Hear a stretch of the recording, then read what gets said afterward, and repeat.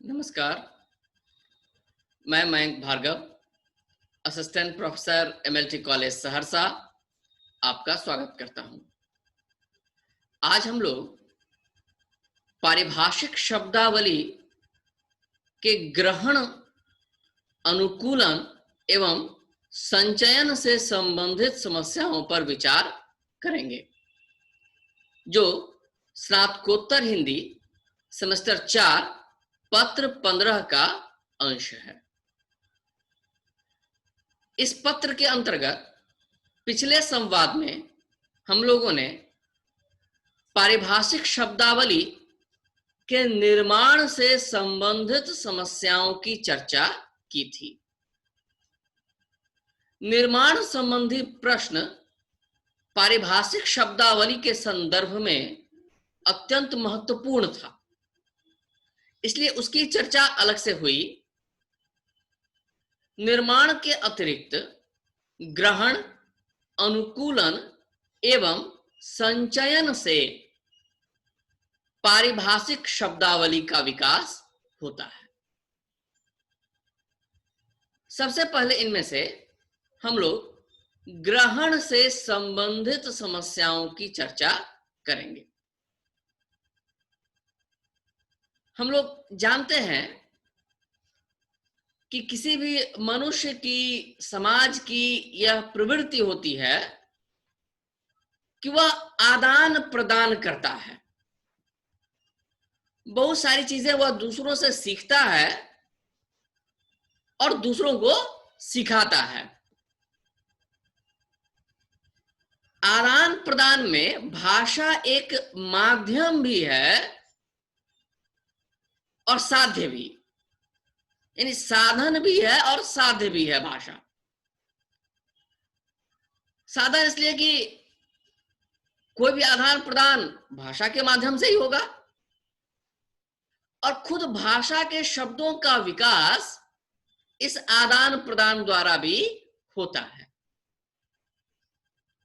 और इसलिए जब हम लोग पारिभाषिक शब्दावली की चर्चा करते हैं तो पारिभाषिक शब्द ज्ञान विज्ञान के माध्यम से एक समाज से दूसरे समाज में जाते हैं, उनका ग्रहण किया जाता है,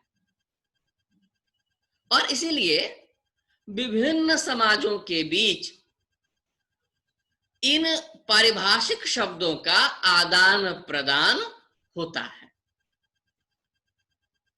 तो दूसरी भाषा से जब कोई शब्द ले लिया जाता है, इसे ही कहते हैं ग्रहण। पर इस ग्रहण में कुछ चीजों का निर्धारण आवश्यक है। ऐसा यह नहीं हो सकता कि बिना सोचे समझे सभी शब्दों का हम ग्रहण करने लगे, क्योंकि ग्रहण यदि सहजता पूर्वक होगा तब तो वह भाषा की स्वाभाविक पद्धति का विकास है। परंतु यदि जबरदस्ती किसी शब्द को ग्रहण कर लिया गया है, विभिन्न कारणों से, राजनैतिक, सामाजिक, ऐतिहासिक आवश्यकता के कारण, कई दफा आलस्य के कारण, कई दफा बलपूर्वक शब्दों का ग्रहण कर लिया जाता है। यह ग्रहण यदि स्वाभाविक न हो, बलपूर्वक हो, तो भाषा में उससे कुछ समस्याएं उत्पन्न होती हैं। तो इसलिए पहली बात जो इसमें हमें देखनी है कि किसी विदेशी भाषा से यदि कोई शब्द ले रहे हैं तो उसका ग्रहण कैसे होगा। यदि हमारी भाषा में, राजभाषा हिंदी के संदर्भ में यदि बात करें, तो हिंदी में यदि उस प्रकार का कोई शब्द प्रचलित न हो तब हम दूसरी भाषा से ग्रहण कर सकते हैं,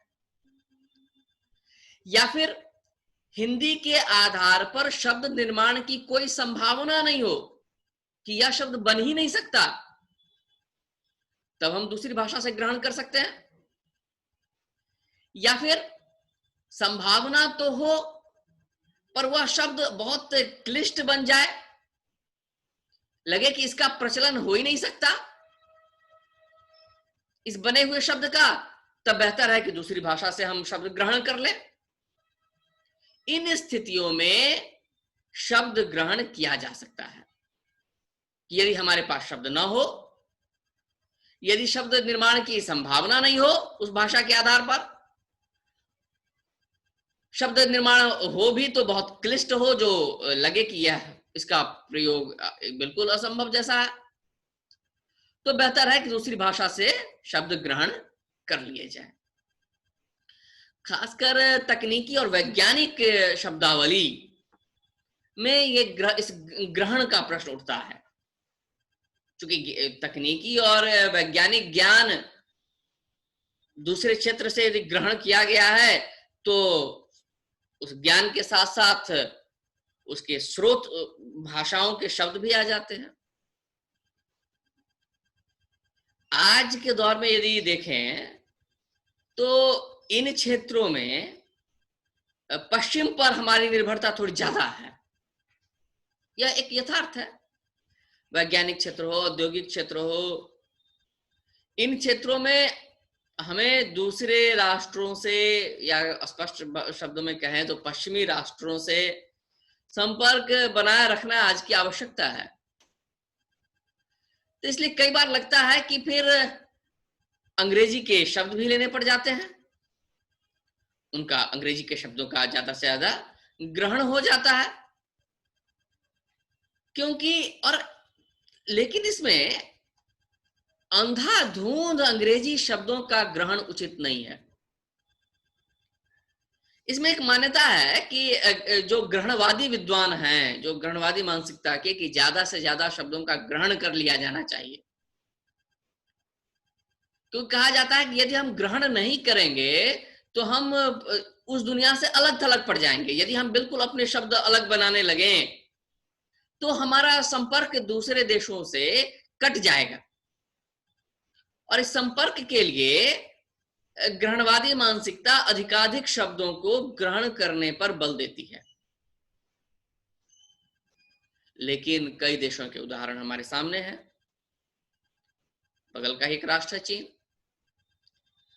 उसने शब्दों को ग्रहण नहीं किया लेकिन फिर भी वैज्ञानिक क्षेत्र में भी उन्नत है।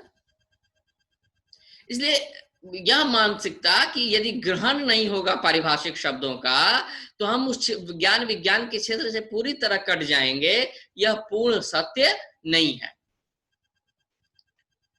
दूसरी बात कही जाती है कि पारिभाषिक शब्दों को ग्रहण करने से सुविधा होगी और श्रम का अपव्यय नहीं होगा, क्योंकि यदि हम ग्रहण नहीं करेंगे तो शब्द निर्माण करना होगा, तो अधिकांश समय हम शब्द निर्माण ही करते रह जाएंगे। मगर यदि ठीक से विचार किया जाए तो यह तर्क भी बहुत सम्मत नहीं जान पड़ता, क्योंकि यदि ग्रहण भी करेंगे तब तो यह एक अंतहीन प्रक्रिया हो जाएगी। हमेशा हम दूसरी भाषाओं से शब्द ग्रहण करने के लिए विवश हो जाएंगे और अपनी भाषा की उर्वरता तो धीरे धीरे समाप्त हो जाएगी। तो इसलिए अंधाधुंध पारिभाषिक शब्दों का ग्रहण उचित नहीं है। यदि हमारी भाषा में क्षमता है शब्द निर्माण की तो शब्द निर्माण होना चाहिए। केवल विदेशी शब्दों को अपनाते रहना उचित नहीं लगता। अब यदि ग्रहण करें भी, यदि कुछ शब्दों को ग्रहण करना अनिवार्य लगे तो किस भाषा के शब्द ग्रहण किए जाएंगे, यह प्रश्न उठेगा। तो कहा जाता है कि अंतरराष्ट्रीय शब्दावली को ग्रहण किया जाए, लेकिन अंतरराष्ट्रीय शब्दावली में मूलतः अंग्रेजी भाषा के शब्दों का ग्रहण हो रहा है। तो अंग्रेजी भाषा के शब्दों को जब हम हिंदी में लिखेंगे, देवनागरी लिपि में लिखेंगे तो वह अंग्रेजी के शब्द तो रह नहीं जाएंगे। यह भी एक समस्या आती है कि आखिर उसको किस रूप में हिंदी में लिखा जाएगा। डॉक्टर सत्यव्रत ने इस समस्या पर बहुत गहराई से विचार किया है और उन्होंने कहा है कि जो लोग अंतरराष्ट्रीय शब्दावली को स्वीकार करने का तर्क देते हैं, वह कहते हैं कि हम लोगों को राजभाषा हिंदी के संदर्भ में, हिंदी में उस शब्दावली को स्वीकार कर लेना चाहिए, और इसका कारण यह बताया जाता है कि विश्व के अधिकतर देशों ने इसे स्वीकार कर लिया है। डॉक्टर सत्यव्रत ने इसकी मीमांसा करते हुए कहा कि संसार की 4 भाषाओं में ही शब्दों के निर्माण का सामर्थ्य है। संस्कृत, ग्रीक, लैटिन और अरबी। उन्होंने कहा कि इन 4 भाषाओं के अतिरिक्त संसार की किसी दूसरी भाषा में वह सामर्थ्य नहीं है कि प्रत्येक पदार्थ के लिए, भाव के लिए शब्द का निर्माण हो जाए। और इसलिए उन्होंने बताया कि दुनिया के अधिकतर देश जहां अंग्रेजी का प्रचलन है, उन्होंने ग्रीक और लैटिन से बने अंतरराष्ट्रीय शब्दों को स्वीकार कर लिया। लेकिन चूंकि चीनी भाषा में शब्द निर्माण की शक्ति है, तो चीन ने यह स्वीकार नहीं किया। उन्होंने अपनी भाषा का शब्द बनाया। तो इसी प्रकार संस्कृत भाषा में तो शब्द निर्माण की शक्ति है। 4 भाषाओं में संस्कृत का भी नाम लेते हैं डॉक्टर सत्यव्रत। तो वह कहते हैं कि जब संस्कृत भाषा में प्रत्येक भाव के लिए शब्द निर्माण की क्षमता है, तब हम अंधाधुंध शब्दों का ग्रहण करें, यह उचित नहीं है। यह कहने का यह मतलब नहीं है कि ग्रहण को पूरी तरह, ग्रहण की प्रक्रिया को बंद ही कर देना चाहिए, नहीं। यह भी एक तरह की अतिवादी मानसिकता हो जाएगी, क्योंकि किसी भाषा की एक क्षमता देखी जाती है, उसकी की पाचन क्षमता कितनी अधिक है, दूसरी भाषाओं के शब्दों को वह कितना अपना सकती है, यह भी किसी भाषा के प्रगति का सूचक होता है। तो जो शब्द हिंदी में प्रचलित हो गए हैं, जैसे मोटरसाइकिल, कोई नहीं कहता कि मोटरसाइकिल के लिए कोई पारिभाषिक शब्द हिंदी का बनाया जाए। स्टेशन, कोई नहीं कहता, क्योंकि यह पूरी तरह आत्मसात हो चुका है यह शब्द। तो जिन शब्दों को आत्मसात कर लिया जाए, वहां पर ग्रहण अनुचित नहीं है। लेकिन केवल इसलिए कि दूसरे देशों ने स्वीकार कर लिया है, ये जो विकास के क्षेत्र में उपभोक्तावादी संस्कृति की जो मानसिकता है कि हम पश्चिमी संस्कृति को ही अपना लें, उसी तरह भाषा के क्षेत्र में भी कि भाई हम अगर पारिभाषिक शब्दों को ग्रहण कर लेंगे तो हम तथाकथित विकसित माने जाएंगे, यह मानसिकता उचित नहीं है। सामाजिक, राजनैतिक, ऐतिहासिक परिस्थितियों से विभिन्न समाजों का विकास होते रहता है। विभिन्न कारणों से अरबी फारसी के बहुत सारे शब्द हिंदी में हैं। एक ऐतिहासिक कारण है जिसके कारण अंग्रेजी के शब्द भी बहुत सारे हैं। तो मुख्यतः इन 2 स्रोतों से हिंदी ने शब्द ग्रहण किया है। तो कहा जाना चाहिए कि जहां आवश्यकता हो, वहां बहुप्रचलित विदेशी भाषा के शब्दों के ग्रहण में कोई दोष दिखाई नहीं देता। तो ग्रहण के माध्यम से भी हिंदी पारिभाषिक शब्दों का विकास होता है। अब यदि ग्रहण के से आगे बढ़कर हम लोग अनुकूलन से संबंधित चर्चा करें, तो कई शब्दों को अपनी भाषा की प्रकृति के अनुरूप परिवर्तित कर लिया जाता है।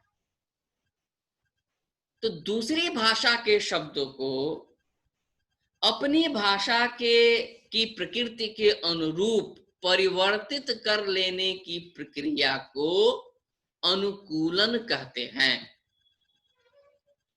यह अनुकूलन मुख्यतः 2 प्रकार का होता है, ध्वन्यानुकूलन और शब्दानुकूलन।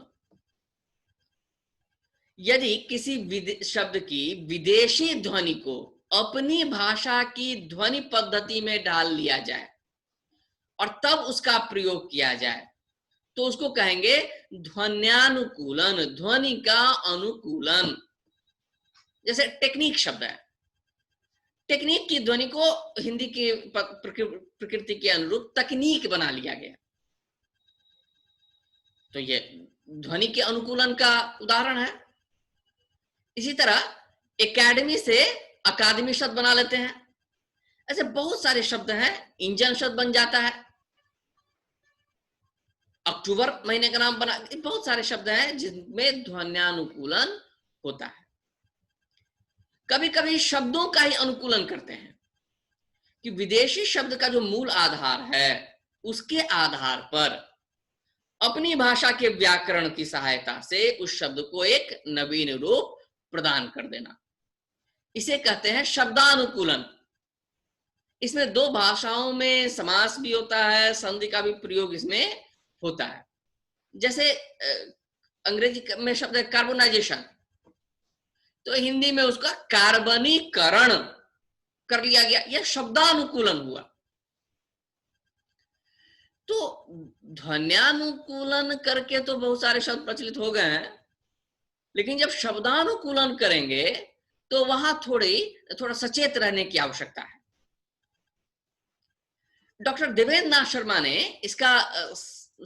इसकी बढ़िया चर्चा की है और उन्होंने कहा है कि भाई ऐसे तो यह अनुकूलन का तर्क उचित लगता है, लेकिन देवेंद्र नाथ शर्मा के अनुसार अनुकूलन के लिए यह देखना चाहिए कि दोनों भाषाओं के संबंध सूत्र क्या हैं। जिस भाषा के शब्दों का अनुकूलन किया जा रहा है, जिस भाषा में अनुकूलन किया जा रहा है, इन दोनों में आपसी संबंध क्या है, क्योंकि यह अनुकूलन वही हो सकता है जहां इन दो भाषाओं में कोई संबंध सूत्र हो। देवेंद्र नाथ शर्मा जी ने बताया कि यूरोपीय भाषाओं में ग्रीक और लैटिन के बहुत सारे शब्द अनुकूलित हो गए, क्योंकि ग्रीक और लैटिन का प्रभाव लगभग पूरे यूरोप की कला, साहित्य, दर्शन, विज्ञान, धर्म आदि पर है। तो वहां पे यह अनुकूलन आसानी से हो सकता है यूरोप के एक छोर से दूसरे छोर तक। लेकिन देवेंद्र नाथ शर्मा ने बहुत सबल तर्क देते हुए कहा कि अंग्रेजी और हिंदी में ऐसा कौन सा संबंध सूत्र है, यहां तो कोई समानता इन दोनों भाषाओं में नहीं है, तो कैसे हम अधिकतर शब्दों का अनुकूलन कर लेंगे। तो यहां भी वही तर्क लिया जाएगा कि उन्हीं शब्दों का अनुकूलन हो सकता है जो मूल रूप में तो विदेशी हो, पर अब हिंदी ने उसे आत्मसात कर लिया हो, जिनका लिप्यंतर कर हम उसका प्रयोग कर सकते हो, और जिनके लिए निर्माण नहीं हो सकता है। और फिर यहां भी एक समस्या आती है कि आखिर यह जो अनुकूलन होगा यह किस भाषा के अनुकूल होगा, क्योंकि अंतरराष्ट्रीय स्तर पर यदि देखें तो अंग्रेजी में किसी शब्द का उच्चारण अलग ढंग से है, जर्मन में अलग ढंग से है, रूसी में अलग ढंग से है, तो हिंदी में यह लिप्यंतरण कैसा होगा। तो यहां पर देखना होगा कि भाई लिप्यंतर करने में, उसको अनुकूलित करने में इतनी जटिलता ना आ जाए कि फिर लिपि को बदलने का सवाल उठ जाए। ऐसा अनुकूलन कर लें कि हम देवनागरी लिपि उसको अपने वर्तमान स्वरूप में व्यक्त नहीं कर पाए, तो फिर वह अनुकूलन उचित नहीं है। लगातार नए नए चिन्ह हम समावेश करते जाएं, ये उचित नहीं है। यद्यपि इस अनुकूलन के लिए कुछ चिन्ह आयोगों की सिफारिशों के आधार पर स्वीकार किए गए, जैसे कॉलेज में जो अर्धचंद्र लगता है उस प्रणाली को मान्यता दी गई। तो इस प्रकार अनुकूलन करते हुए भी हमें इन चीजों का ख्याल रखना होगा। और इसके बाद जो इन समस्याओं में निर्माण की चर्चा हो चुकी, ग्रहण की चर्चा हो चुकी, अनुकूलन की चर्चा हो चुकी, और अब इस संदर्भ में अंतिम चर्चा हम लोग करेंगे संचयन की। अपनी भाषा के प्रचलित शब्दों में से उपयुक्त शब्दों को पारिभाषिक शब्दों के रूप में अपना लिया जाए, यानी उन शब्दों में से किसी एक शब्द का चयन कर उसके प्रयोग को मान्यता दे दी जाए, तो इस प्रयोग को, इस प्रक्रिया को संचयन कहते हैं।